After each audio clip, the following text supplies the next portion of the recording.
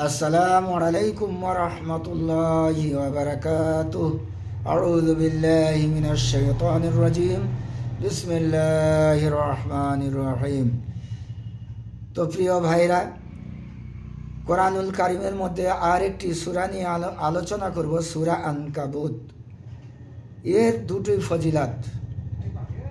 দুঃখ, চিন্তা, অস্থিরতা দূর হওয়ার জন্য সূরা আনকাবুত 7 বার পাঠ করলে আল্লাহর রহমতে তা দূর হয়ে যায়।